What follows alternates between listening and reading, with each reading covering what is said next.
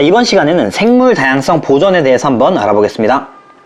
일단 생물 다양성이 감소하는 원인에 대해서 볼 거예요. 대표적인 원인 중에 하나가 바로 서식지 파괴와 단편화가 있어요. 문제에서도 가장 많이 나오는 내용 중에 하나죠. 서식지 단편화가 무엇이냐? 그림에 보이는 것처럼 크게 구성이 되어 있던 서식지가 도로를 건설하거나 하는 영향으로 단편화가 된 거죠. 중간에가 끊긴 거예요. 그래서 이때 어떤 현상이 일어나냐? 첫 번째로 가장자리의 면적이 넓어지게 돼요. 그리고 중앙의 면적은 좁아지게 되는 거죠. 그래서 이 중앙 부분은 되게 작아지는데 가장자리 부분은 더 많아진다는 거죠. 그래서 이 영향으로 인해서 중앙에 사는 생물들이 큰 영향을 받는 거예요. 더 멸종 가능성도 높고 한 거겠죠. 그리고 또 두 번째로는 생물종의 이동을 제한해요. 그래서 생물종의 이동을 제한함으로써 생물종의 개체수가 감소하고 또 멸종될 수도 있는 이런 영향들이 나오게 되는 거죠. 그러면 이런 문제를 어떻게 해결을 하냐? 해결책도 있겠죠. 해결책은 바로 생태 통로를 만드는 거예요. 이 환경에 무리가 안 가게끔 단편화된 서식지를 이어주는 생태 통로를 중간에 만들어주는 거죠. 그러면 이제 생물종이 이동도 할 수 있고 그럼에 따라서 조금 더 잘 살아남을 수가 있겠죠. 그리고 두 번째로 생물 다양성 감소의 원인에는 불법 포획과 남획 등이 있겠죠. 불법 포획되고 남획되는 이 생물들의 종의 개체수가 감소하겠죠. 그리고 멸종이 될 수도 있다. 심각한 경우에는. 그리고 특정 생물종의 개체수가 감소하거나 멸종되게 되면은 먹이 관계에도 큰 영향을 미치겠죠. 그래서 생물 다양성이 낮아진다. 그리고 또 다음으로 외래종 유입이 있어요. 외래종이 유입되게 되면 원래 살고 있던 고유종의 서식지를 차지하게 되고 또 고유종의 생존을 위협하고 먹이 관계에도 변화가 일어나겠죠. 그래서 외래종 유입도 문제가 될 수 있다. 그리고 이 외래종이 유입되게 되면은 생태계 평형을 깨트릴 수가 있어요. 그래서 이런 영향들이 있는 거죠.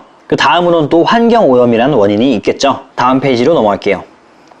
그러면은 이 생물 다양성 보전을 위해서 어떤 노력을 해야 되냐, 그리고 또 어떤 노력을 하고 있냐. 일단 첫 번째로는 아까 전에도 봤던 건데 도로 건설을 함으로써 단편화된 서식지를 생태 통로를 이용해서 연결을 할 수가 있겠고요. 두 번째로 생물 다양성이 높은 지역이 있어요. 그러면 이 생물 다양성이 높은 지역은 다양성을 지켜주기 위해서 국립공원으로 지정을 한다. 그 다음에 관리를 해주면은 조금 낫겠죠. 그리고 다음으로 멸종 위기종 복원 사업을 하는 거죠. 그리고 생물의 유전자를 관리한다. 이러면은 멸종 위기가 되지 않게 도와줄 수가 있겠죠. 그리고 또 다음으로 외래종의 불법 유입을 막는다. 일단 외래종이 들어오려면 합법적으로 들어와야 돼요. 일단 이게 첫 번째 조건이겠죠. 다음으로 외래종 도입 시에 기존 생태계에 어떤 영향을 미칠지 그걸 철저하게 검증을 하고 도입을 해줘야 돼요. 그래서 철저하게 검증하는 과정을 거치는 게 두 번째 조건이에요. 그래서 이 두 가지 조건을 만족을 시켜야지 외래종을 도입시킬 수 있다. 그 다음으로 생물 다양성에 관한 국제 협약을 체결할 수 있어요. 그래서 이 체결하고 있는 협약이 뭐가 있냐? 첫 번째로는 람사르 협약이 있어요. 람사르 협약은 물새 서식지인 습지를 보존하기 위해서 채택을 한 협약이고요. 그리고 두 번째로 멸종 위기에 처한 야생 동식물의 국제 거래에 관한 협약이 있어요. 이제 멸종 위기에 처해 있는 생물을 보호하기 위해서 채택을 한 거죠. 그래서 국제 거래를 막겠다. 이런 협약을 체결하고 있다는 거. 이 두 가지 협약은 꼭 알아주면 좋을 것 같아요. 그리고 오늘 영상은 여기까지고 영상이 유익하셨다면 구독 눌러주시고 좋아요 눌러주시면 감사하겠습니다.